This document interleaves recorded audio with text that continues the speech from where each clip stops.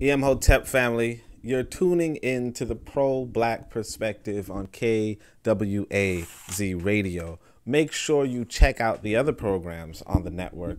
That is the Bitter Medicine podcast, the Queen's Council, and of course the Harsh Reality podcast. Today we're going to go back into reading the Book of Power, and it's going to be a special one because this one on page 140, open your books, page 140, is Amy Euphemia Jacques Garvey, Women as Leaders. It's almost like this is going to be good. All right. So we're just going to jump right into it. Mama was Baba Garvey's second wife. Okay. No amount of praise is too much for this ancestor. And I want you to understand that, right? In fact, if you're interested in learning more about Amy Jacques Garvey, make sure you come over to the Discord. You can see the link in the description. Come over to the Discord and look at the free books. At least two of them. At least two books in PDF are available for you to read about this legendary woman, right?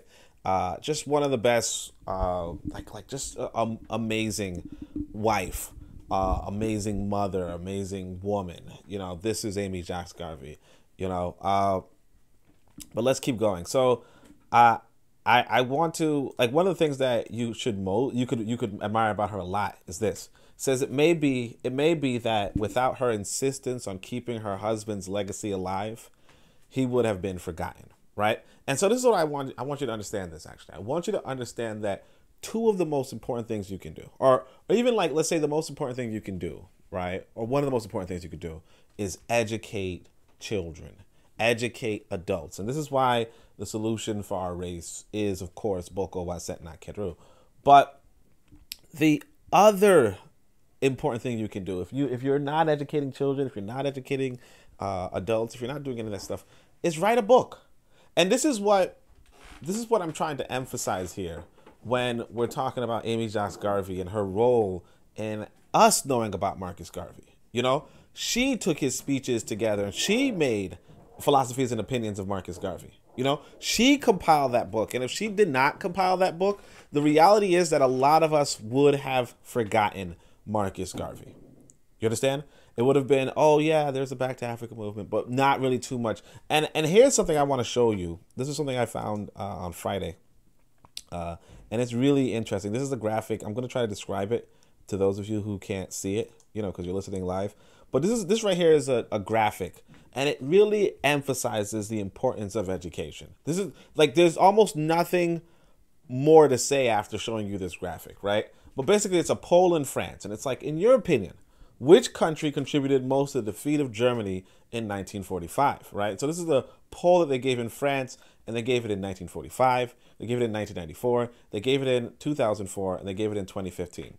And the thing is this, that in May 1994, 57% of people said, of the three countries here, right, USSR, USA, or United Kingdoms, right, of the three countries, they believe Russia, USSR, 57% said the USSR had contributed the most to the defeat of the Germans in 1945. This was in 1945. When you asked the people in 1945 who contributed the most to the defeat of the Germans, it was 57% said Russia, right? 20% said the US, 12% said the UK, right? Fast forward to 1994, right? Let's say 49 years later, okay? Russia, only 25% of those polled say Russia. 49%, however, say United States. 16% say UK, okay? Fast forward, go a little further, right? 2004, 20% say Russia, right? So it's even less. 58% say America. 16% say UK, right? And you go a little further, 23% say USSR. 54% say US.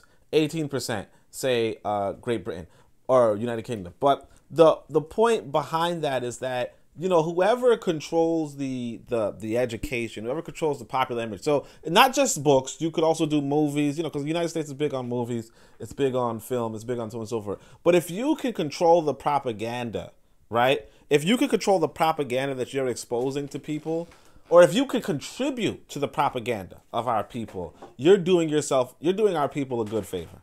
So what Amy Jacques Garvey is able to do is she's able to compile Philosophies and Opinions of Marcus Garvey. She also has another one called More Philosophies and Opinions of Marcus Garvey. So she really, like, and if you read one of these books that I really think is fundamental, I didn't list it in the Book of Power because I haven't read it at that point, but I read it afterward, and if I could just remember the name of it, but what is the name of this book? But it's just another book on it's the book that Amy Jacques Garvey writes, and it's really on Garvey and Garveyism, I believe. Yeah, on Garvey and Garveyism. That book, if you do not have it, I mean, this woman is just such a great writer, a great speaker. If you have the opportunity, you should listen to her speak. Just a great woman overall, and you know, it behooves you to like not investigate. So she's talking, she's here, and we're gonna go right into it. So like I said, if it were without her insistence on keeping her husband's legacy alive, he would have been forgotten. I mean, Marcus Garvey was special himself, and she was just a special woman as well. You know, these are two treasures that meet one another, and you know, like you have to applaud that. You know, like applaud that. That's what I'm saying, right? I don't hear you clapping, right? Are you snapping your fingers? Okay, I heard that. All right, let's keep going. He would have forgotten. All right, so tragic is our lack of racial education that one of the largest organizations of our Ma'afa wouldn't be remembered but for the efforts of a handful of individuals. That's what you have to understand about our lack of racial education. If it were not for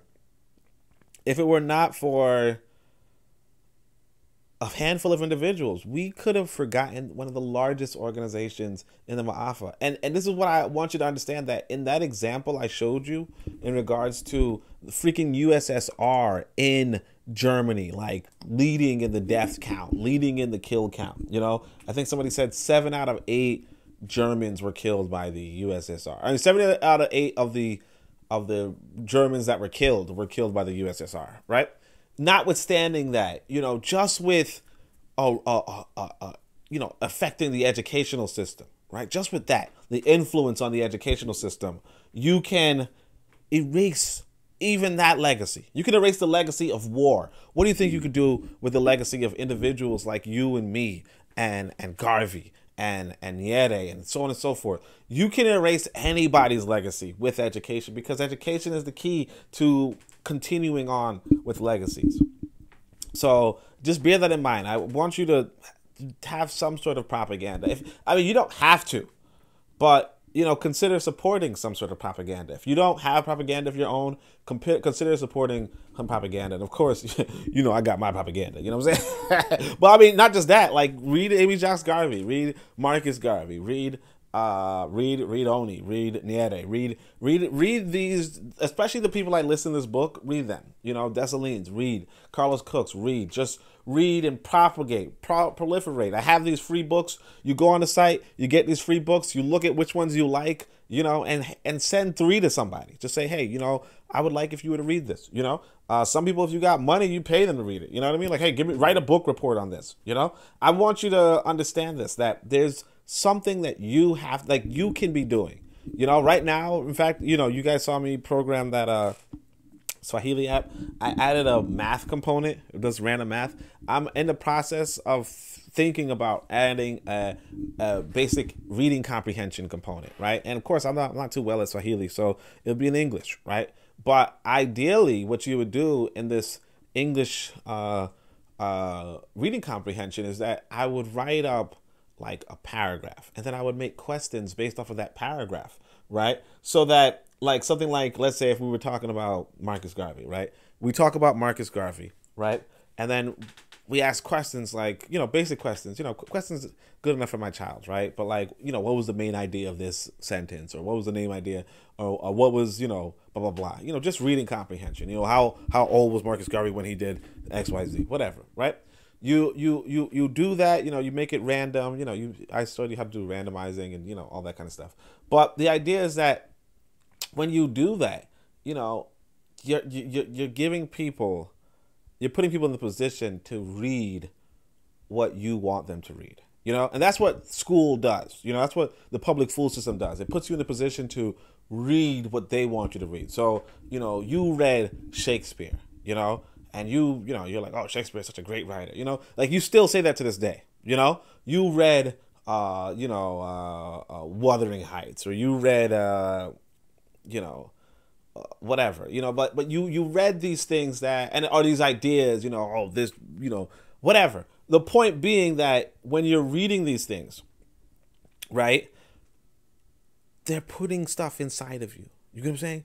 Like, you're beginning to see through their eyes. Oh, well, Plato, or oh, in this Greek setting, or in this American setting, or this apple. You're reading about a farmer and he's growing apples and he has a pig and he has a cow. But you're not reading about what's going on in your homeland. Who the people are in your homeland. You're reading about the cherry tree getting chopped down, or the Bill of Rights being passed, or the Federalist Papers and the debates around that. You're reading about these things that make it so that your thinking is along the lines of the characters that are being written in front of you.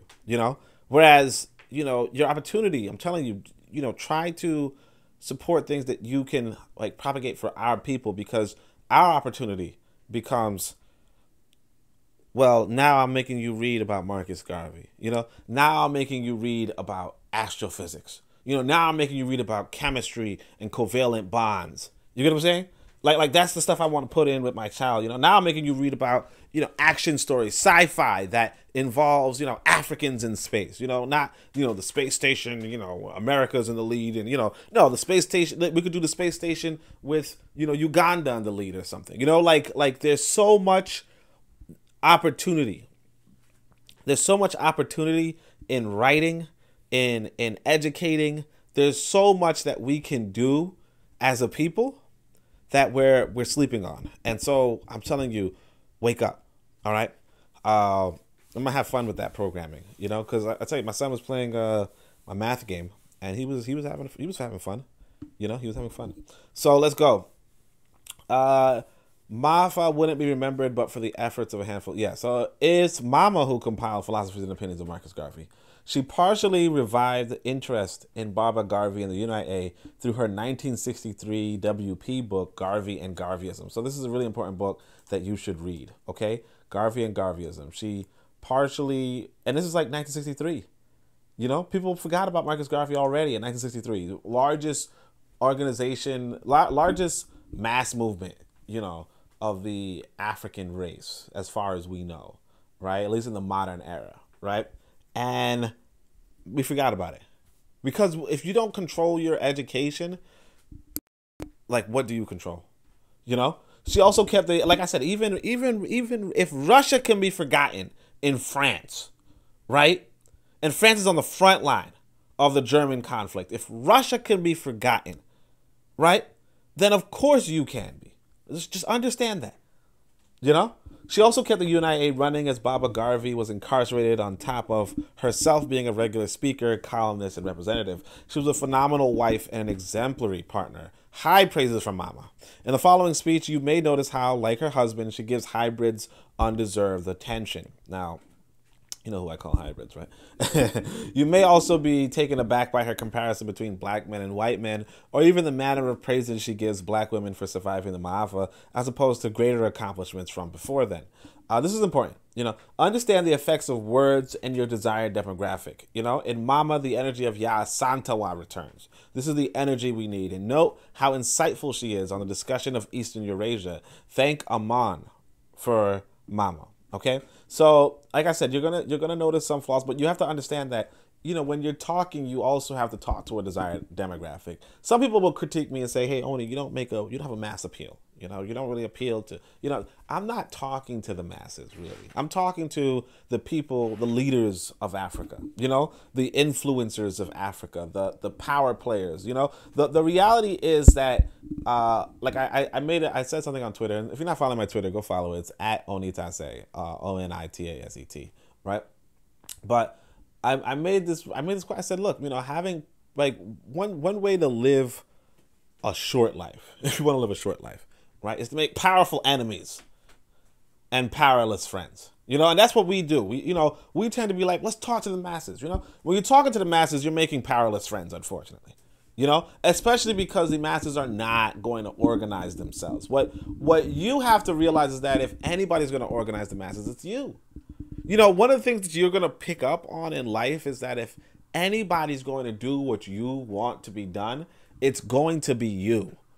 And if it isn't you, chances are that it's not going to be done the way you want it to be done. You know, I actually just saw this interesting conversation. The creator, the founder of Quelly TV, what she does is that apparently Nate Parker contacts her and is like, you know, he's just talking to her, you know, for like 2 weeks. He's like, hey, can I work with you on Quelly TV? Because Quelly TV is cool, right? And she's like, well, apparently she's hesitant because, you know, he has these rumors around him, which is obviously like, that tells me there's two sides to the story, right?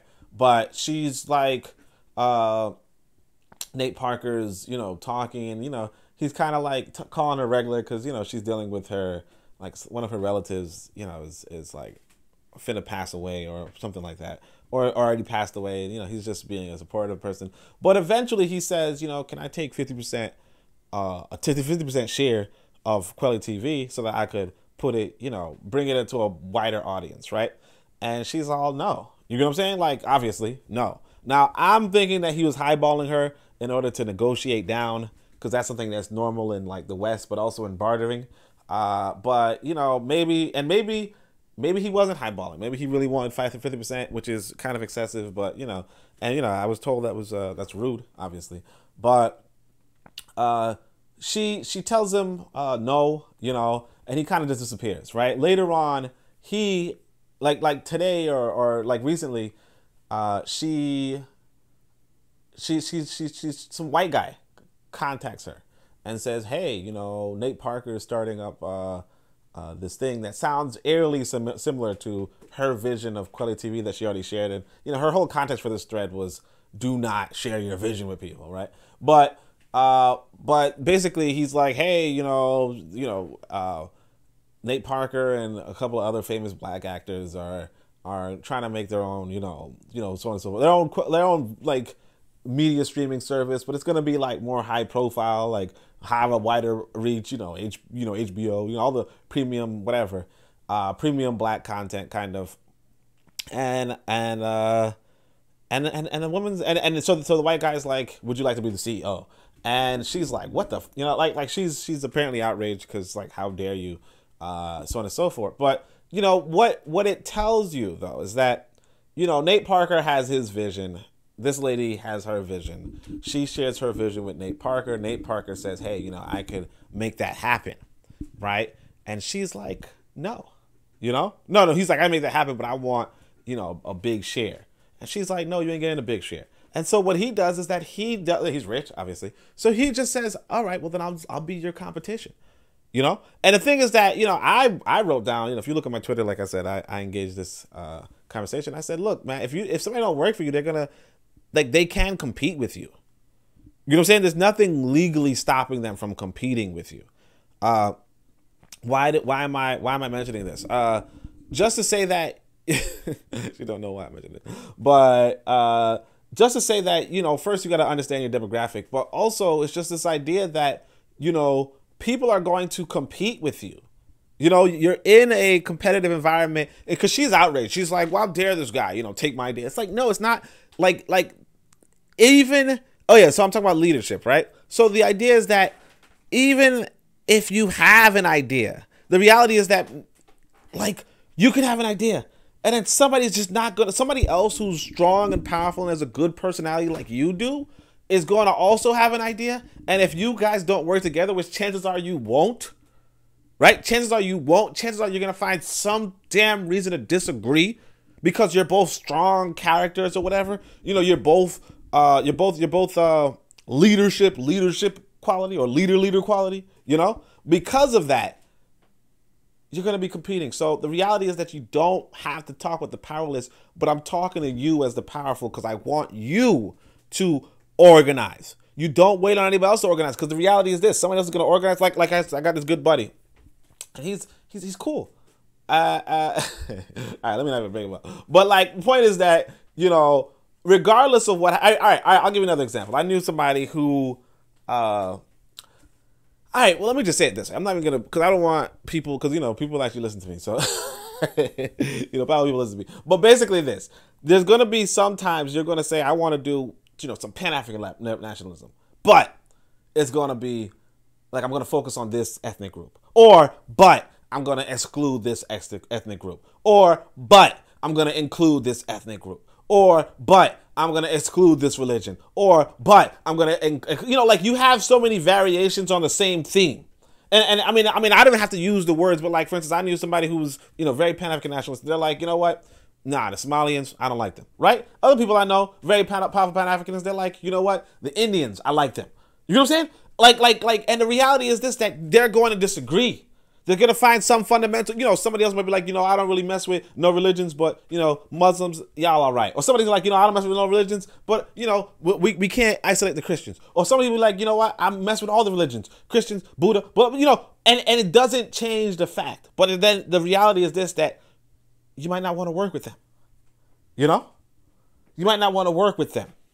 Some people, I want white folk, or I want Latinos, black and brown, blah, blah, blah. You might not want to work with them. Some people like, I got corporate interests. And some people like, I don't want no corporate, Like, for instance, Quelly TV don't really have too many corporate, as far as I know, as far as I can tell, But Nate Parker is all about the corporations. You get what I'm saying? They both want to do the media streaming, but the point is that you can't, like, they probably won't work together. Two strong personalities. Because sometimes it's like, yeah, you could bow back, But that's if you feel like, that's if you're so convinced, When I was in the UNIA, sorry. When I was in the UAM, the leadership, like, I was not even noticed. I'm this powerful intellect, that, right? But I'm a young man. And so I walk into this group and I sit down and shut up and do what I'm told. You understand? If you were going to run by me and tell me, well, this is what we got to do, it's like, kill that noise. I'm not leading this organization. You understand? I'm not the leader here. You understand? And because I'm not the leader here, why are you talking to me? Why do you want me to influence something? That's some sabotage shit. You understand? The leader was Arthur Maddox, who was incomparable to the point where he was like, I want a replacement. I want a replacement chairman. And I kind of wanted to be like, I'm here, but it's like, I don't have the record this guy has. You understand? I went out and made my own organization. Then when I'm sitting there, ain't nobody telling me nothing. You understand? That's how it works. Until you earn your stripes, you don't got to, you can't say anything. But that's how it is. That's how leadership works. So when I'm telling you that I'm talking, like, you have to worry about your demographic. So you might be like, hey, Oni, you don't have mass appeal. No, my demographic is the leaders, the thinkers, the people who actually don't get along regardless. People who ain't even going to get along with me. You understand? That's what I'm talking to. I'm saying, look, what we need to do as a people is we need to build up educational institutions. You understand? And go do that. You know what I'm saying? You build up your little, your secret societies and your this and your that. You go do that. We ain't going to do it together because I know you. You understand? I know you a strong individual. You want it your way. You want to talk about, like, for instance, I know somebody who's like anti-religion. You want to talk about anti-religion. I don't want to talk about anti-religion. You understand? Or you want to build your curriculum to be about STEM. Or you want to build your curriculum to be about literature. You know what I'm saying? You want to build your curriculum, like you have your own way of doing things. And so go for it. You understand? I'm just telling you, go for it. I'm telling you, look, don't wait on nobody and don't worry about this mass stuff. I mean, if you want to do the mass stuff, listen to the people who did it. That's why you buy this book. That's why you buy the Book of Power. Because Amy Jacques Garvey and Marcus Garvey understood how to talk to the masses. So we're going to go right into that. Okay? We're going to go right into that. So, and I mean, this is a short one, so don't sweat how long that exposition was. Let me see how long. Yeah, so this is about 2 pages. So it's not bad. All right, let's go. So Amy Jacques Garvey. All right, the exigencies of this present age require that women take their place beside their men. White women are rallying all their forces and uniting regardless of national boundaries to save their race from destruction and preserve its ideals for posterity. White men have begun to realize that as women are the backbone of the home, so can they, by their economic experience and their aptitude for details, participate effectively in guiding the destiny of nation and race. I want you guys, I'm telling you, go to the Discord. Go to the Discord, and you're going to see this this video. I think it's under, I want to say, yeah, potentially interesting, right? You look at Friday, 9:19 a.m. There's this thing, or you can look it up on YouTube. It's called Ryan and Emily Debate. The U.S. just as bad as Hamas and Taliban, question mark, right? And it's from The Hill. Basically, it's this white boy schooling this white woman, right, on how bad the United States is, right? And basically she's just in disillusion, and she's actually kind of getting irritated and angry and upset with herself because she's so ill prepared for a discussion on U.S. imperialism. Because she's like, you know, the U.S. is better than Taliban. And the guy's like, if you look at the murder count, if you look at the body count, if you look at the impact it had across South America, if you look at, you know, if you look at the United States objectively, right, then people around the world will have a hard case of making that argument. You know, and she's like, well, but, and he was like, no, you know, but the thing is that the white woman, I had this podcast. If you never listened to the episode on like white women, I can't remember what it's called, but there's like an episode on white women. If you never listened to that, go back, search the description or whatever, and listen to that podcast, because yeah, for true, white women, like, they are upholding this system as much as they're men. And the reality is that you're trained to be sympathetic toward them. In fact, white girl tears is like a real thing, you know? But they are upholding this system as much as the men are. You know, even if you think the system doesn't benefit them, they are upholding this system as much as the men are. All right? Because like the men would stop being alive if they just like closed their legs. You know what I mean? But they open them willingly. They want this system to continue. So you have to understand that the white women, as Amy Jacques Garvey is saying, the white women are saving their race from destruction. You know, they see the writing on the wall and they're saving their race as well. The white man and the white woman are both co-conspirators in the destruction of this planet. And you just gotta like just put two and two together. You know, don't fall for the, you know, good cop, bad cop or whatever, because they're both cops. You get what I'm saying? No line, and they're on the same team. No line of endeavors remains closed for long to the modern woman. She agitates for equal opportunity and gets them. She makes good on the job and gains the respect of men who, until now, opposed her. She prefers to be a breadwinner than a half-starved wife at home. She is not afraid of hard work, and by being independent, she gets more out of the present-day husband than her grandmother did in the good old days, right? So again, she's talking to, like this is what you have to realize. So I don't do this, right? But the Garveys do this. You know, they kind of like, they know what the masses are into. The masses are into white folk. So they're telling you, well, look at the best example of white folk and take that, you know? And take that in a way that's innocent, you know, like not like, you know, like that's positive and towards the, you know, the good of the race, you know? So she makes a case for how white people are, you know, like how white women are doing good for themselves. And she's like, this is what we should be doing for ourselves as well. You get what I'm saying? Now I don't say this because I don't like praise, you know, I don't like, but I'm talking to you, you know, remember, I'm not talking to the masses. If I'm in front of the masses, maybe I might, you know, I'll talk about Cardi B. You know what I'm saying? I'll talk about Cardi B. I'll talk about Nicki Minaj. You know, I'll talk about Jay-Z. You know what I mean? I'll talk about the people, you know, not to say that the masses only deal with hip hop, but I'm just saying, like, I understand if that's what some people are looking at. You know, I was one time dating a woman who was a woman of the masses, and yeah, she was on Cardi B's Instagram, you know? Like, I mean, I was learning stuff because Cardi B went to Nigeria and she just found a strip club, you know, mad quick. Like, what?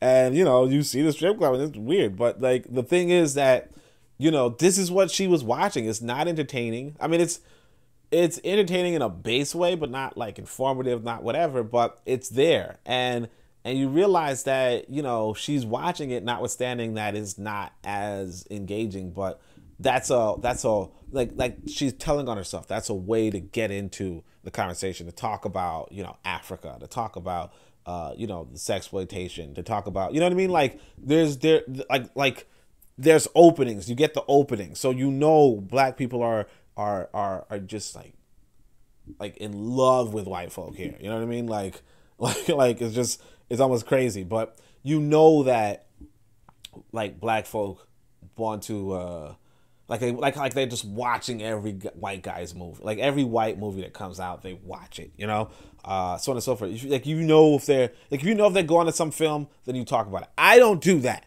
But I understand when other people do it. Like I used to be mad at, I think Phil Valentine. Well, not mad, but I used to see Phil Valentine and like not just Phil Valentine, Amos Wilson, Francis Cress Wells. Like all of them would talk about. Oh, even remember Ani talks about the films that came out, and they're just like relating them. But the reason why they're doing that, or part of the reason why, is because like the masses watch films. Now I don't care if, like me personally, I don't care if you watch a film. You know what I'm saying? So I'm not going to talk to you about films because I don't even watch films. You know what I'm saying? Or if I do watch films, I'm not going to talk about them because I don't talk about cracker stuff. But you know, that's like, I'm just saying this is why this is probably why she's doing it. I'm just giving you context of why. And if I see you doing it, I'll understand. You know what I'm saying? Like I'll understand. You like, oh, I want to talk about this film because I know, oh, this what's that TV show? You know, the ones of black folk and all that. You know what I'm talking about. But you know, you talking about it because of whatever. But just make sure you. But this is the thing you got to realize in the Garvey is that they don't just talk about it. They link it with our race. You get what I'm saying? You link it with our race. If you're just talking about it, then you just gossiping. You just wasting your damn time. You know, if you're just talking about Cardi B at the strip club and you're like, oh, they look hot. That's it. But if you're talking about, oh, well, this shows the economic, you know, if you show the economic exploitation, the economic conditions, then, you know, you get a pass because I understand what you're doing. You know what I'm saying?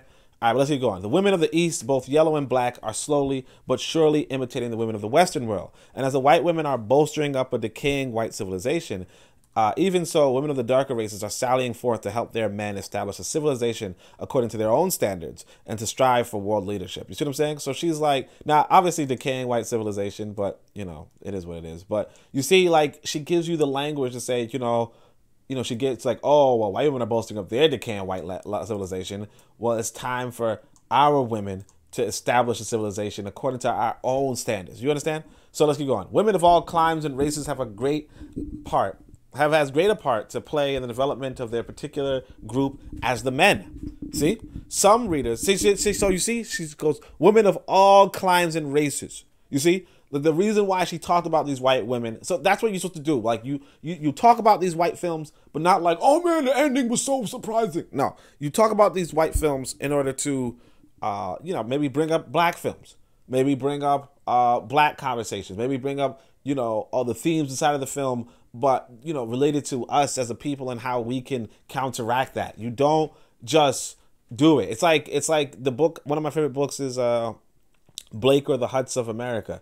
And it's a counter argument to, or another example of an African during that period, but said differently from Harriet Beecher Stowe's Uncle Tom's Cabin, I think. Yeah, Uncle Tom's Cabin. You know, so instead of Uncle Tom's Cabin, right, where it's like, oh, this you know, the African there is like a weak, you know, meek, and he's, you know, whatever. You know, Martin Delany says, okay, here's my counter example. This is going to be a strong black man. You know, like that's what you're supposed to do. You're not supposed to be like, well, you know, Harry Beecher Stowe's book was, you know, wasn't that good, or even you might be like, or you might be like, oh, I liked it. You know, it was a good book and it handled stuff. Like, no, don't do that. You know, do your own propaganda. You know, use their examples. If you're going to use their examples, use it to make a better example. So here, women of all climes and races, that means you too, have as great a part to play in the development of their particular group as the men. You see, some readers may not agree with us on this issue, but do not mold the minds of their children. But do they not mold the minds of their children? The future men, do they not mold the future men and women? So he's like the future men and women mold. I mean, she's like future men and women mold the minds, particularly the women. So even before birth, a mother can so direct her thoughts and conduct us to bring into the world either a genius or an idiot. So obviously this is, you know, this is probably like more to do with the time. I mean, like, you know, I mean, I don't know about this, right? Imagine the early years of contact between mother and child when she directs his form of speech and is responsible for his conduct and deportment. Many a man has risen from the depths of poverty and obscurity and made his mark in life because of the advices and counsels of a good mother whose influence guided his footsteps throughout his life. So she's right, you know, like, your mother is so important. You know, make sure you guys, you know, if your mother is, you know, here, you know, like, talk to her, call her, you know, appreciate her, thank her. One of the qualities of African people, I want to remind you guys this, that one of the qualities of African people that was considered unusual to the white man is how much we loved our mothers, you know, like, even during the enslavement in America or whatever, right, or in the Western world, the Western diaspora, or the Western hemisphere, whatever, even that period, it was like when people were buying their freedom, they would buy like, a lot of people would buy their freedom, the freedom of their mother, before they'd buy the freedom of themselves. A lot of black people, I think it was Amos Wilson who said this, but it's just something that's like, but it's pretty common to know. But the idea is that a lot of black people right now, a lot of black men right now are in prison for defending their mothers. You know, like, a lot of black people are in prison, incarcerated, because, you know, maybe somebody threatened their mother, somebody attacked their mother, or they were just defending their mother. But that's, like, the love of the mother is so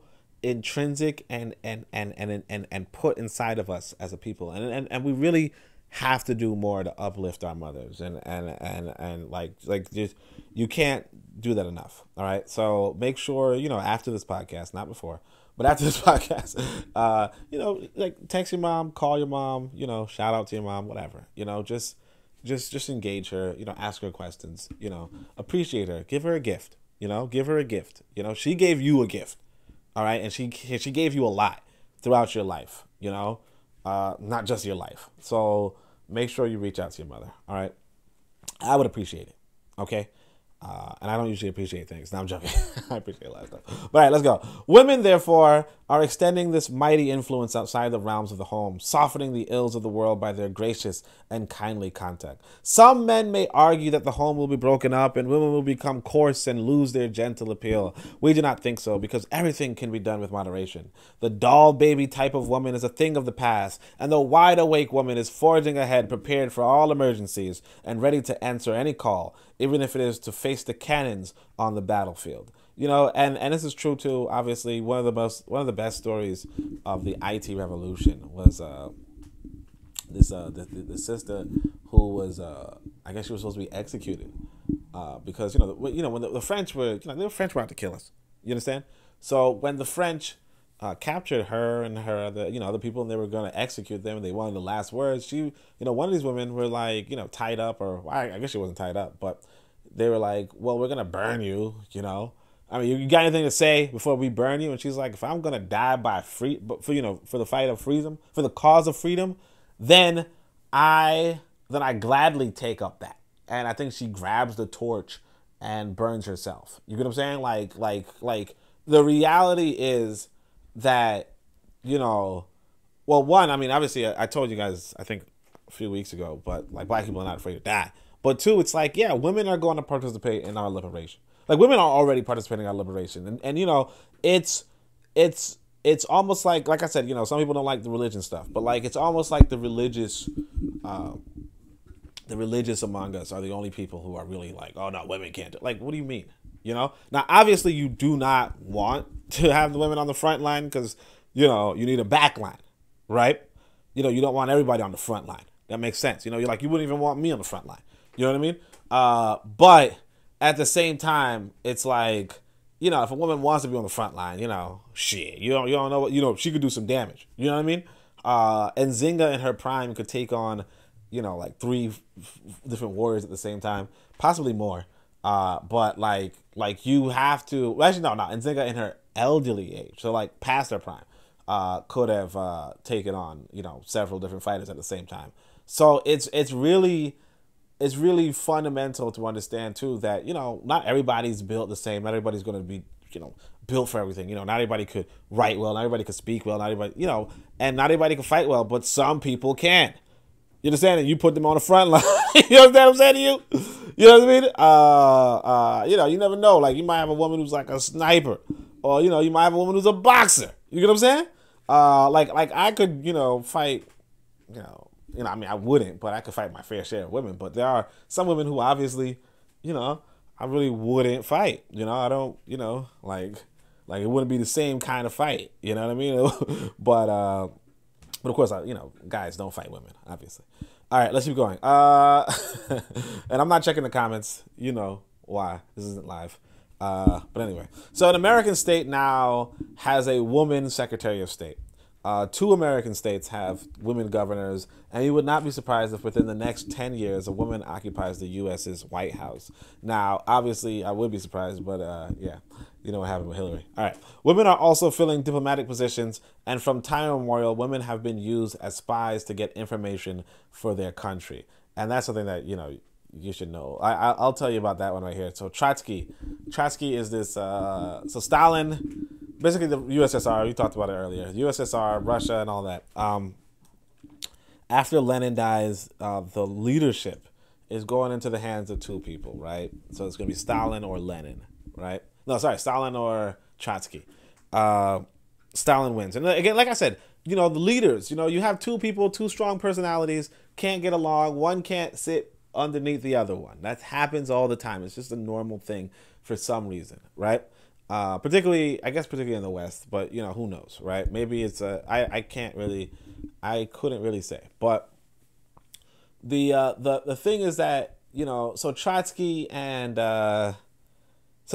up fleeing Russia, you know, and he's hiding out somewhere. He meets a lady, and I guess they're dating for like a long time, like maybe like a decade. Come to find out, she's been a spy for Stalin the whole time. You understand? I don't recall the whole story. It's been a minute since I heard it, but like basically, yeah, women are used in war, and yeah, you never know. I mean, for a long time, I was kind of cautious with my own dating life because I'm just like, I don't even know who these people are. Like, I don't know who sent them. You know what I mean? You know, of course, I still enjoyed them. You know what I mean? You know, but anyway. All right, let's keep going.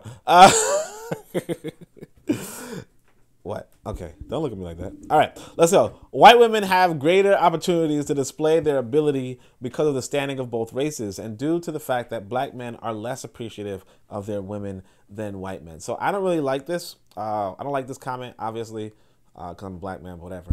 But the thing is that the reality is this, that white men hate their women. You know, white men hate their women. So it's not really a fair comparison. But, you know, again, like her demographic, you know, she's talking to people, and you never know, like that particular demographic in America, like the time was probably more conservative, more, you know, like it probably was the case that, you know, like she's talking on what, see, when you're talking to people, sometimes, and I mean, I don't follow his advice, but sometimes, and I know I did one time tweet out, the greatest advice you can give is the advice you give yourself. So it's to say that, you know, the advice you actually follow. But of course, like I said, I'm talking to a different demographic. But I'm talking to you. And I do want you to share it, but I know you don't. But I also noticed that you're not sharing it. So, you know, I just know I'm talking to you. But anyway, let's go. But yeah, when you're talking to your demographic, you got to know your demographic. You got to be particular to your demographic. You know, if your demographic, like, you can't flower it up, you know? Like that guy, there's this guy who's like, hey, black men don't cheat. And it's like, he's cheating on his woman while he's saying this, you know?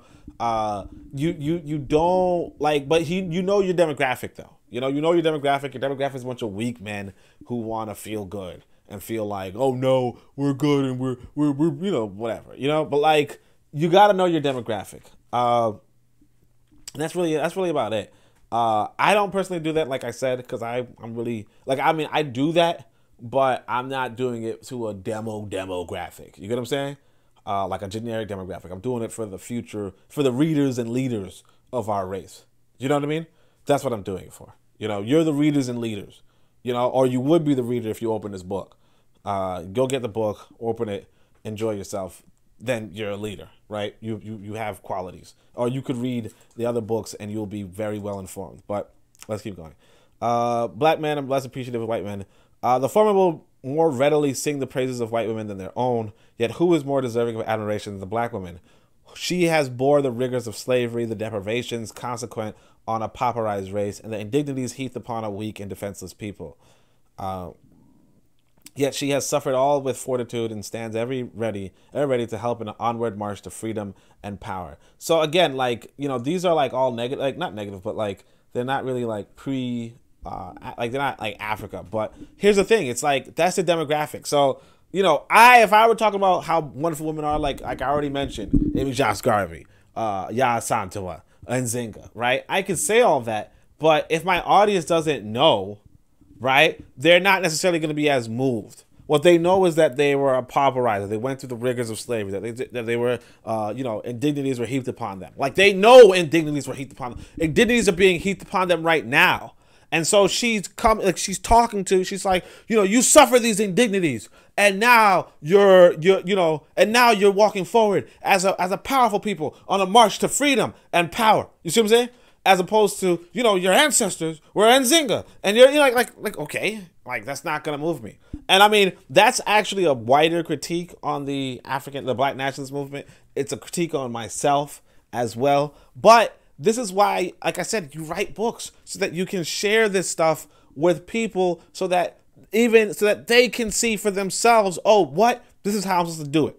You know, like this speech, you have a young lady reading it, or a young man reading it and reading it and reading it, and then they're just like, you know, they pick up on it. They're like, oh, well, you know, what she's saying is that we suffered, we bore the rigors of slavery, we had deprivations, consequent. Because if you notice, for instance, I could tell you this, you know, if you go on my Twitter, you're gonna see, you might be like a little annoyed with me, you know, but like I would be like, yeah, when did you build America? You know what I mean? Like, where did you build America? Why would you build America? America's a shit country.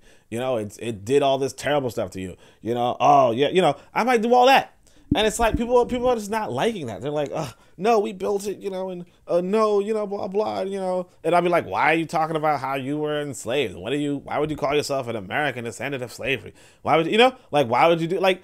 And it's like, you know, and maybe Jacques Garvey is saying, no, what you could do is that if the people are doing that, you say, look, even though you bore slavery, you had, like, you're inventing things now. And you see, it's not even like I was gonna say you had these inventors and all that stuff. No, you tell people what they're doing. You see what you see like you could psychoanalyze this stuff. This is a book you can study. This is a book you can give people questions over. You say, you know, well, how does she, you know, how does Amy Jacques Garvey encourage people? Does she tell them about the inventors of the past? Does she tell them about the great leaders of the past? Or does she tell them that they themselves are marching towards freedom and power? You know what I'm saying?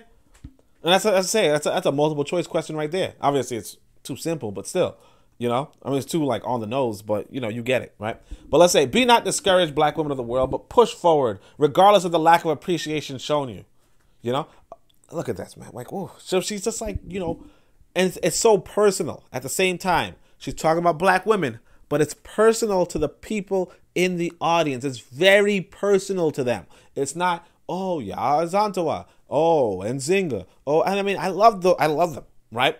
But she's like, you're the leader. She's kind of doing what I'm doing, but she sees the leader in the masses. I personally don't do that anymore, you know, because you guys are so not organized, but I understand if somebody else does it, you know, I understand it.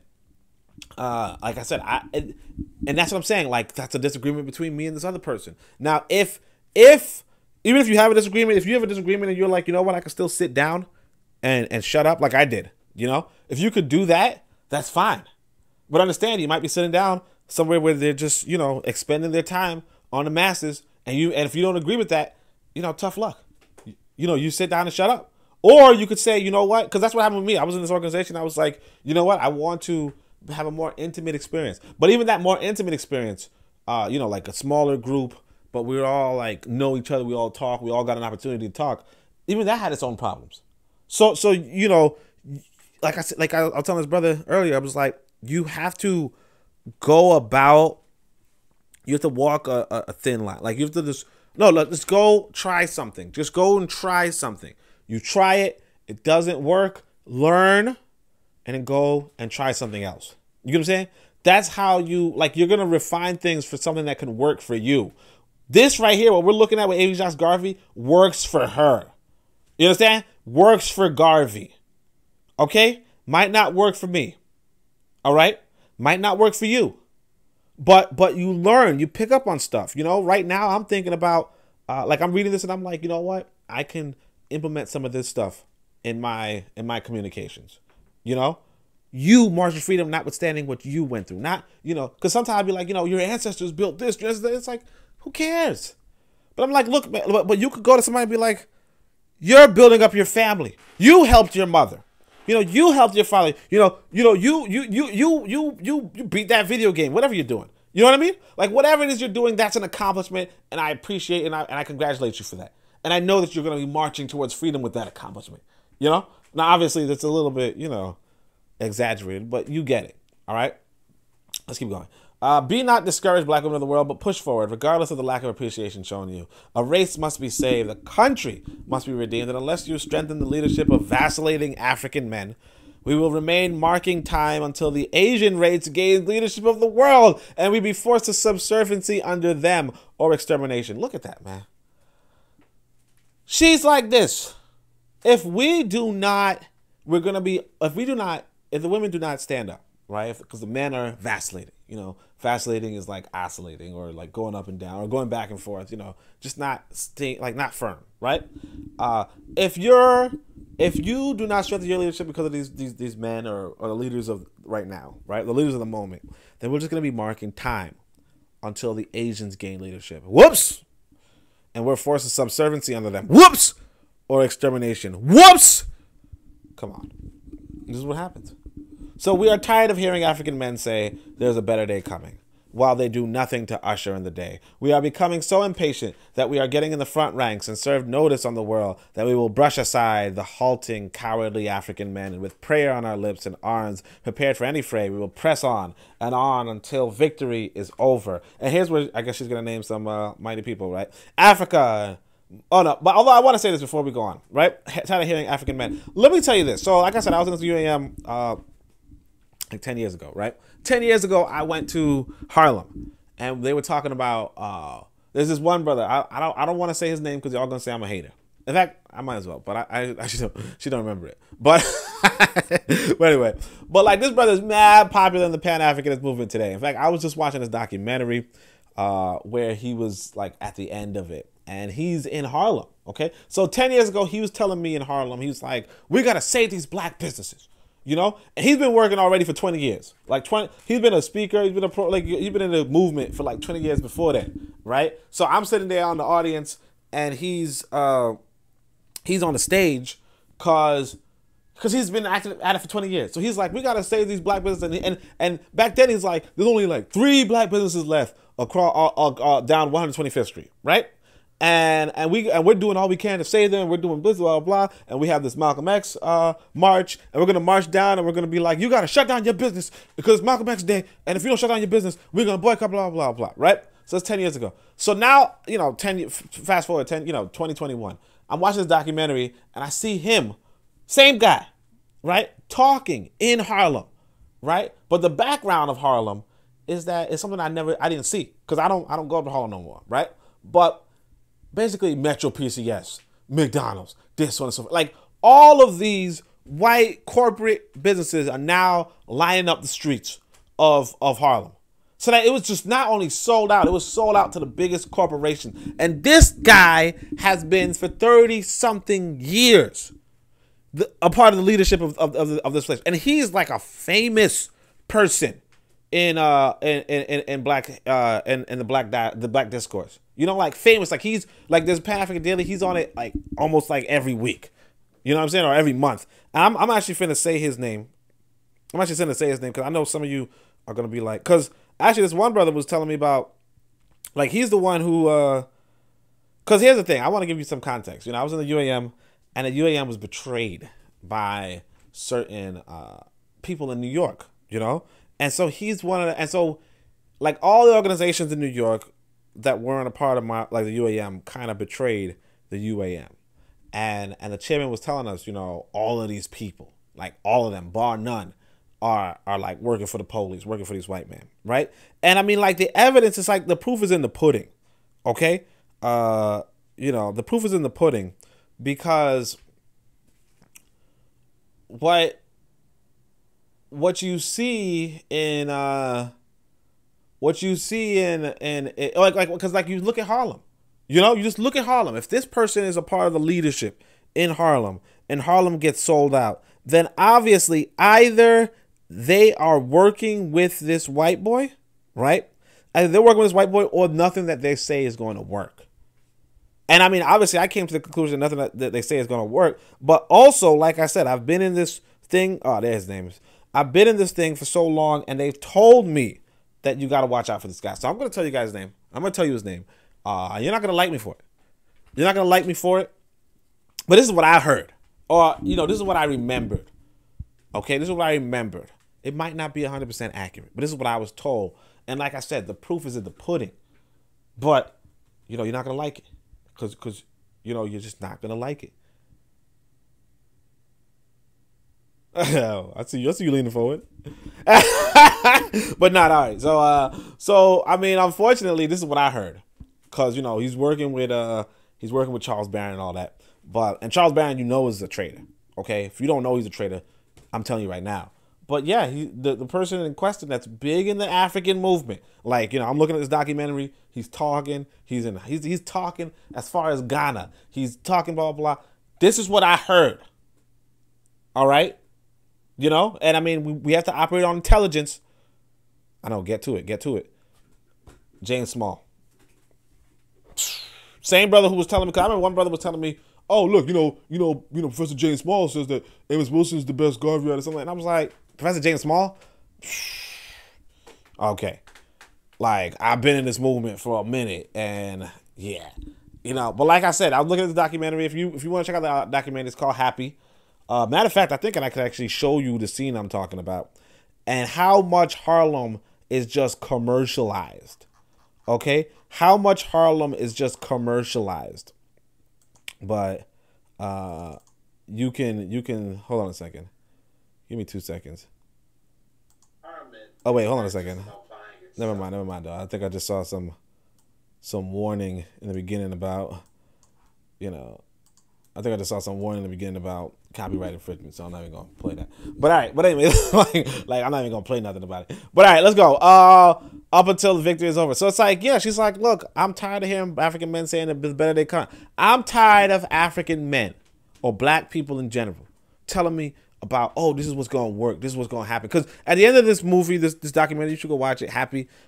He's like, well, what we have to do is we have to buy black, and we have to do this, and we have to do that, and if we have our economic situation and we organize and blah blah, then we're. And it's like he was a part of the people who sold out Harlem.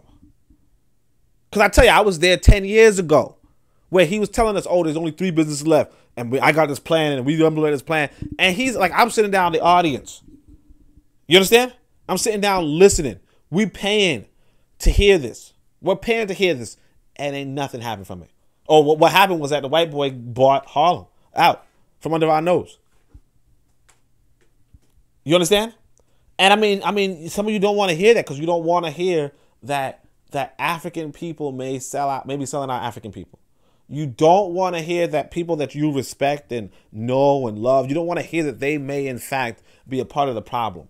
But if they're not a part of the solution, it's pretty damn evident. You understand? Amy Jacques Garvey is saying, we are becoming so impatient that we are getting in the front ranks, and we're serving notice to the world that we'll brush aside the halting, cowardly African men, right? You understand?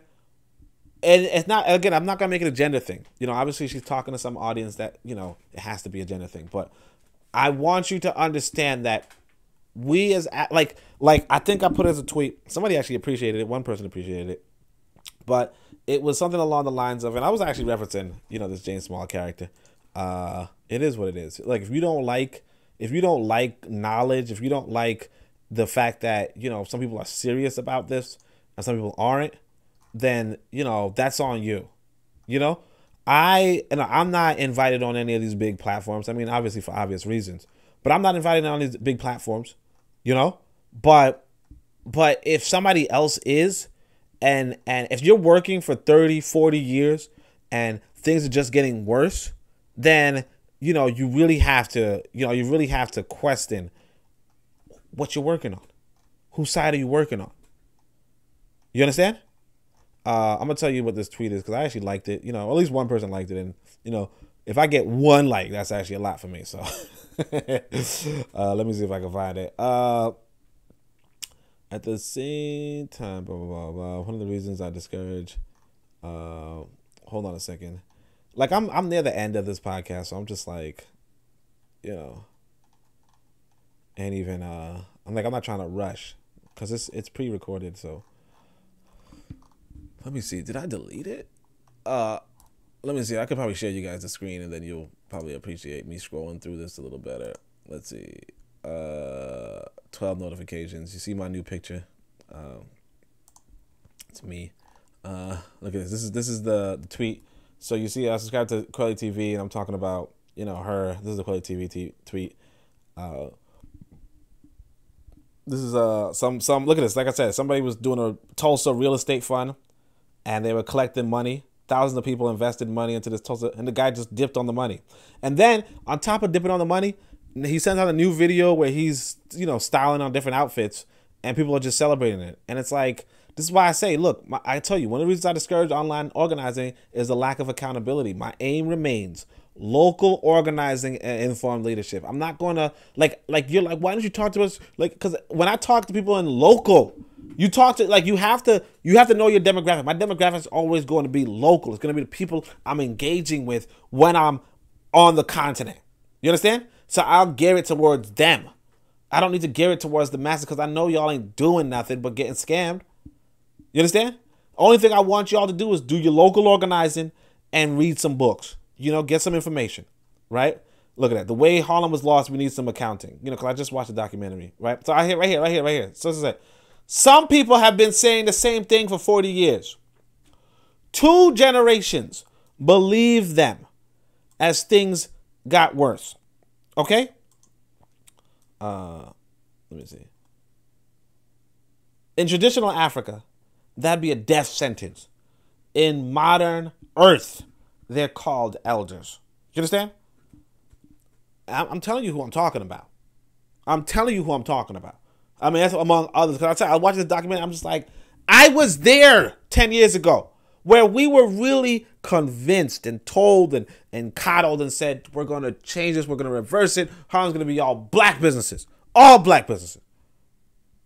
And it didn't happen. And the thing is this, that, like I said, when you get older and you get wiser, you realize that maybe it could have never happened. Maybe it couldn't have. Because, again, it's not your nation. Right?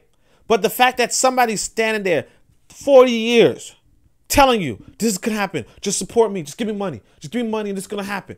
And then you see with your own 2 eyes what Harlem looks like. It's tear inducing. 40 years. And the thing is just that they're still respected. They're still respectable. But, look, like you're going to be like, hey, only you're hating and only don't say this and only we have you recorded. Yeah. Okay. I'm recording my damn self. I know what I'm saying. I'm trying to give you some game. Because I'm tired of seeing you getting pulled, like the wool pulled over your eyes. I do not want you to suffer. I understand that I may suffer. I do not want you to suffer. You understand? I'm on your side. If somebody's convinced you that to be against me because I'm giving you like experience, information, then check with that other person. You understand? I'm telling you either what I heard or what I saw. I was there. You understand?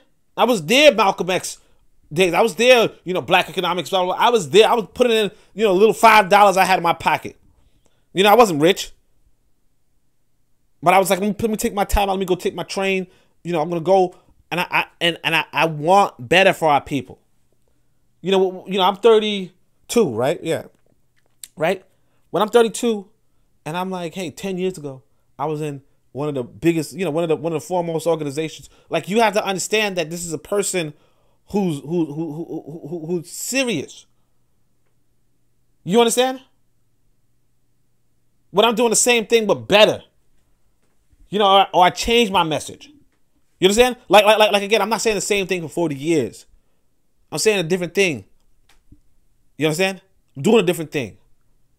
Keep growing, keep building, keep developing. And then I give it to you. There's a difference. Because I'm not grifting you. I'm showing you. I'm not like my book is right here. I'm not selling you a bunch of blank pages. I'm showing you the wealth.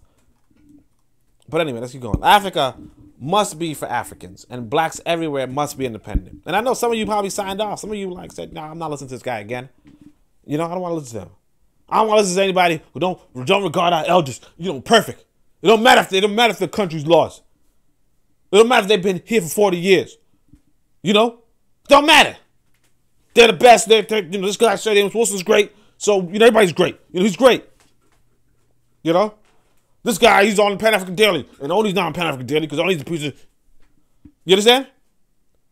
Like I said, and that's why I said, and that's another thing. Like, you might disagree on that. You might disagree with the fact that I'm saying to myself, look, we need some new leadership. Amy Jacques Garvey, in her day, is saying we need some new leadership. We need some new leadership. That's what we need. We're thriving for it. And this is why I'm telling you, go be that leadership. Even if you don't like me, go be that leadership. Do the local organizing. Be the building. Because the thing is that if you don't do it, there are other people who will be collecting money and grifting our people. And nobody's the wiser.